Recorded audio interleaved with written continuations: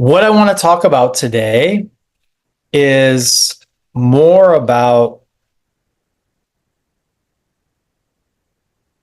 the shift at a certain point that we all need to do away from reaching for external things to fix us.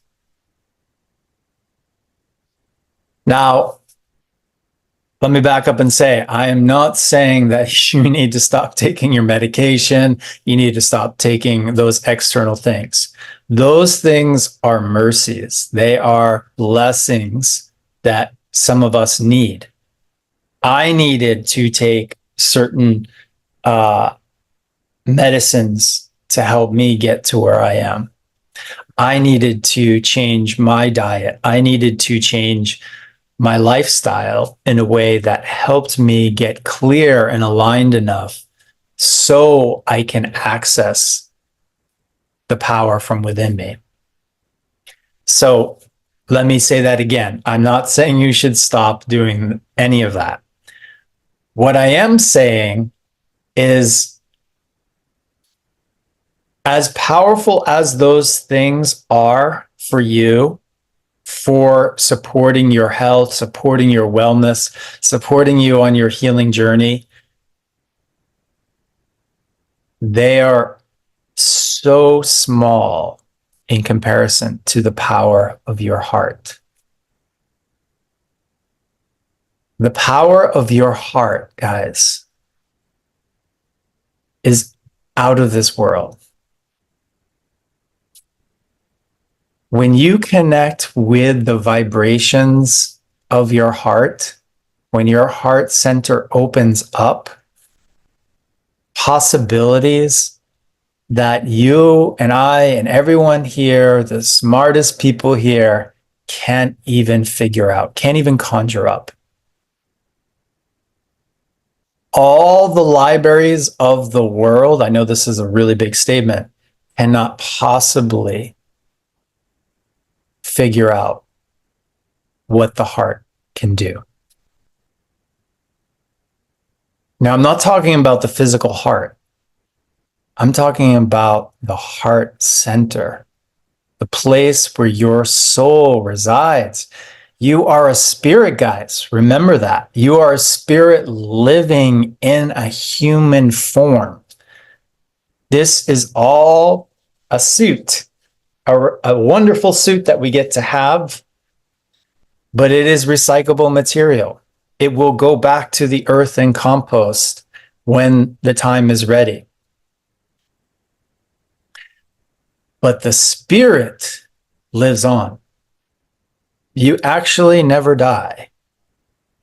Even if we say the body dies, the body just gets reused. It gets that energy of the body transfers into life. It feeds life into the soil and back into the trees and back into the organisms, and life continues on. So on a physical lane, we can understand that. But on a spiritual level, our spirit continues on.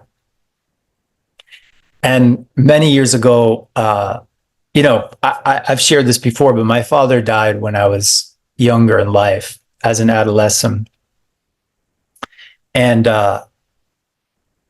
interestingly enough, so I lost my father, and then within the span of like 3 or 4 years, it's like everywhere I went, it was like death kept coming at my door, right?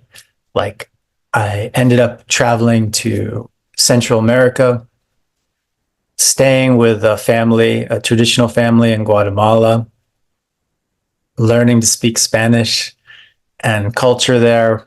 And when I was there, the grandmother was living in the house, and it was like the second night there, she ended up passing. And that experience, then, there was a car accident that I was involved in, and that person died. And it was like this strange timing in my life where death just kept being a part of my field.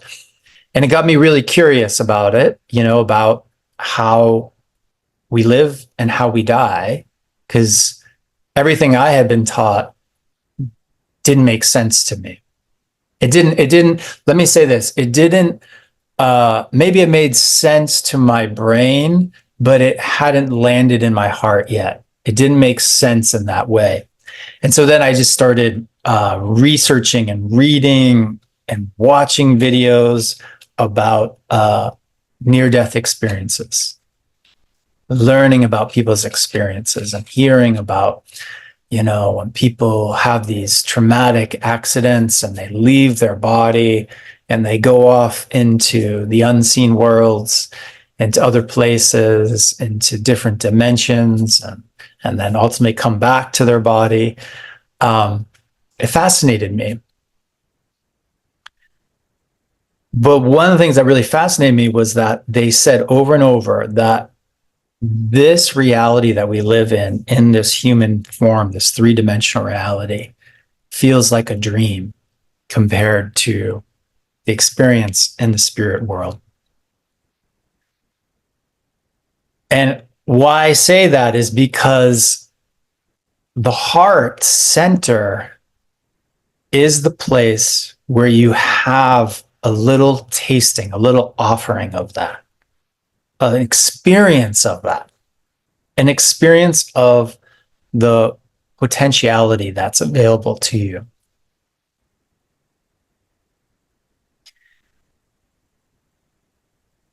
When we allow ourselves to really step back from whatever problem we have in our life, if we're diagnosed with a chronic illness, if we've just felt horrible, if we've had, I don't know, a situation in our life where there's been some difficulty, financial problems, legal problems, whatever it is that comes up, think of it always as an opportunity to come back to your heart. Now, when you do that, let me first say, how do we do that? Because that's one of the $1,000,000 questions people ask. How do we come back to our heart center? Well, the first thing that you've heard me say here is you have to give it attention. Right? It's not just going to happen naturally. It's something you have to train your consciousness to, just like a dog, So for most of us, our consciousness is trained to go into our thoughts, is trained to go into our emotional reactions. But when you recognize that your thoughts and your feelings are reactions to what's happening in your life, and you can say, oh, that is a response to what's happening in my external life. How do I change that relationship so I actually get ahead of just reacting to my life, to allowing life to come through me, through my co-creation? How I choose to think and feel is how I get to choose what happens in my life. And to do that, you have to find space. You have to be still enough to listen. In the Qigong group, those of you who are here that come to Healing with Qi regularly, I say this a lot. We say the ancient Chinese use the quality ting, T-I-N-G. Ting means to listen, not to listen with your ear, but to listen with your heart. To do that, you have to quiet down the noise, the distractions, the interference in your life.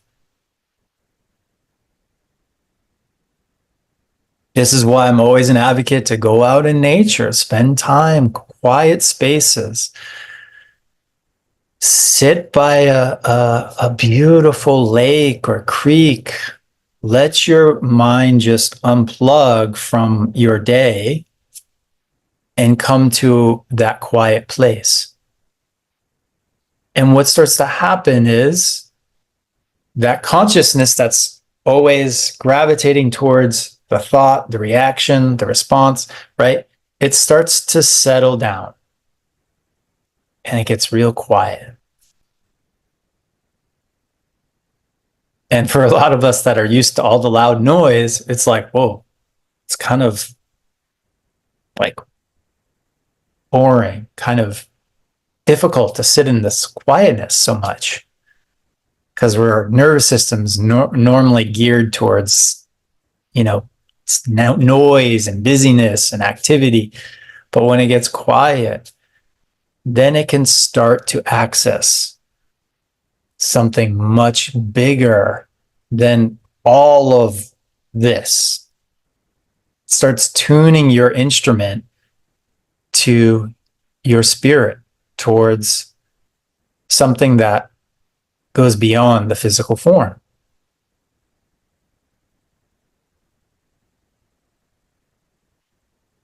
In Arabic, they call the heart one. There's many names, but one of them is called kolb, and it means that which turns. That the heart's always turning.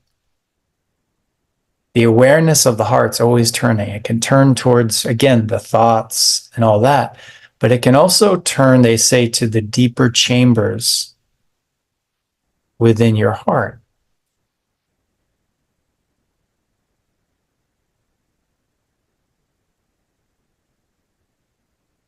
And as you experience that, you will feel yourself as a much bigger entity than just your physical form. You'll experience more light, lightness, fullness, expansiveness, peace. That has nothing to do with what's happening out here. Right? This could all be chaotic and crazy. Like you could be in the worst pain of your life, but if you tune into this place that I'm talking about in your heart center, you could be at the most incredible peace. And as you soak your consciousness more and more in that, it starts to change. It starts to change that pain. And I'm not like, guys, like, this is my experience. Like, I lived with a lot of chronic pain. Nothing helped it, guys. Nothing. All right, maybe I don't want to say nothing. Like, Qigong helped it. But the thing that Qigong empowered me to deepen this understanding of the heart was when I could change my awareness, where I could turn my heart. And when I could, then I could experience myself as a greater being that I am. And every time I did it, guys, it helped me. It was like, it gave me relief from my pain. And so then what did I do? I did it again. And then I did it again, and I did it again, until finally I fully dropped into that space, out of time, out of space, no one, nowhere. And I connect with higher frequencies of energy, like I said, that are not possible in here, that are not possible in here, that are definitely not possible in here. Like, this is like, you know, like people ask, like, how did Einstein figure this out? How did Elon Musk do this? How do these amazing people do these things or understand these high level principles, they have to tune in to something greater than themselves. And that's in your heart. So when we think about it towards healing, right? You've heard me say over the last many, many weeks, stop trying to heal yourself. Exactly. Stop trying. Change yourself. Change how to access this heart center.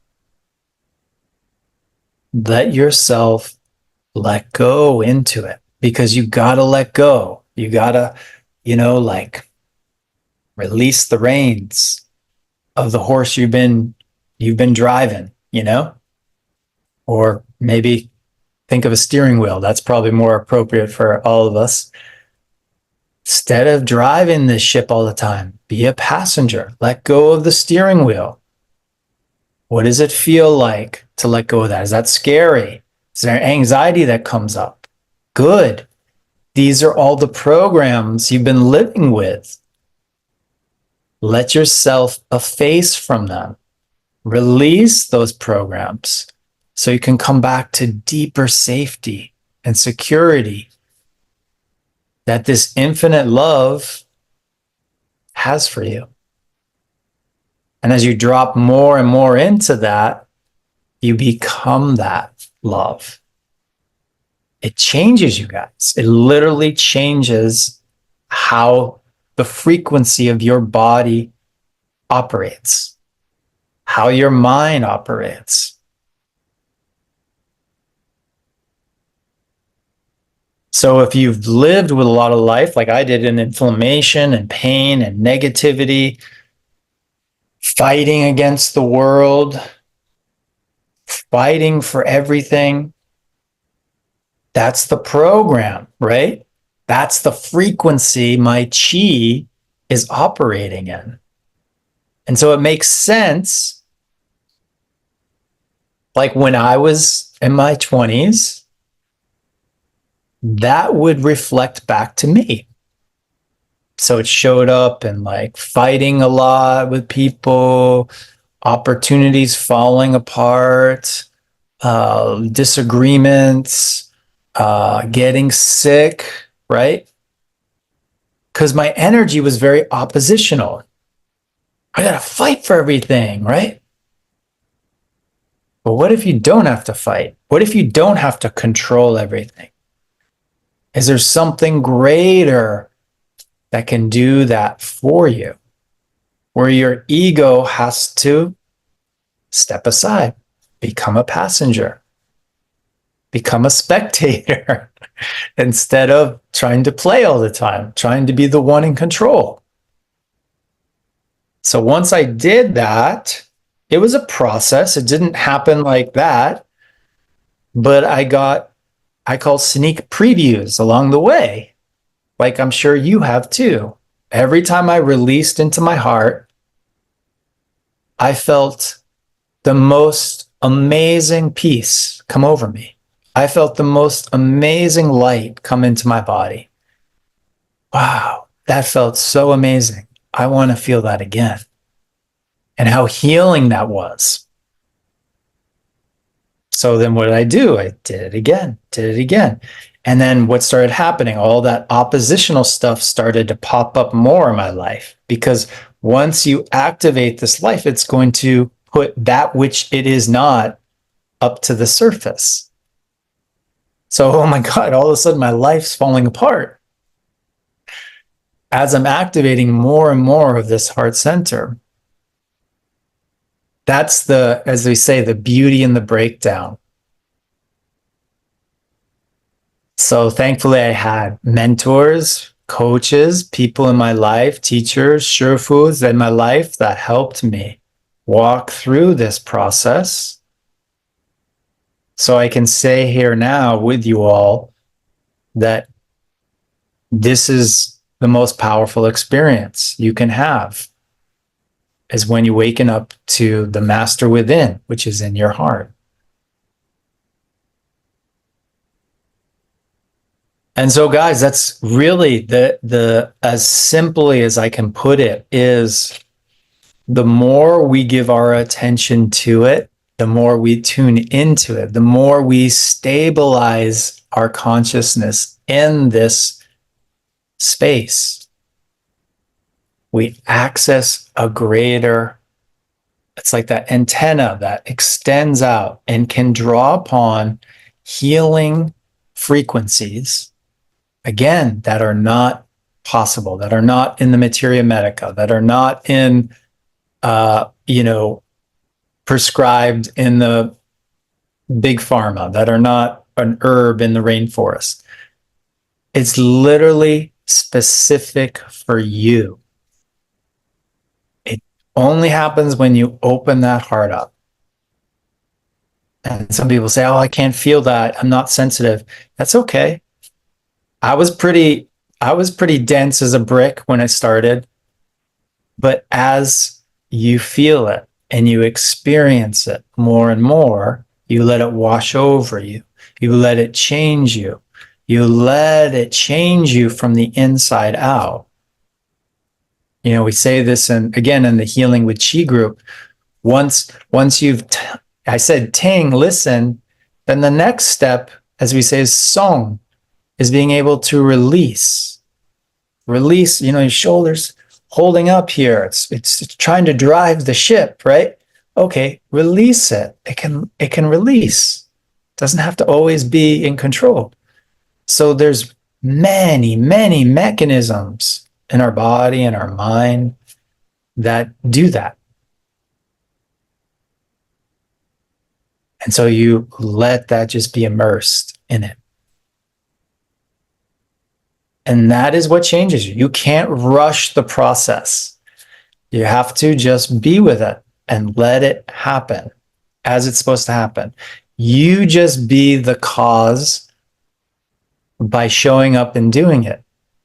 The healing happens naturally. The change will happen naturally. One of my teachers used to say over and over in Qigong, he'd say, the change happens long before you're aware of it. So sometimes when we're on the healing journey, we've come to Thomas's live stream, we've read the books, we're starting the practice, but nothing's changing on the outside. I'm still symptomatic, I'm still in pain, cancer is getting worse, right? All these things. The change has already happened. The body might take some time to catch up to that change. The mind might take some time, but it'll happen if you consistently do it again and again and again, because you will be tested. You will definitely be tested. You'll have, you're doing your meditation every day. You're showing up, you're doing it, and then you have one day where it's really hard.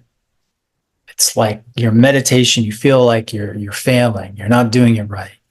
Nothing's working. Symptoms get louder, and you're going to feel really down. But those are the moments when actually things are happening a lot. It's a very interesting phenomenon. I've seen this time and time again with my cancer patients. Before the cancer starts to change, meaning like it goes away, there'll be this big hurrah. The tumor will grow. It'll get bigger, right?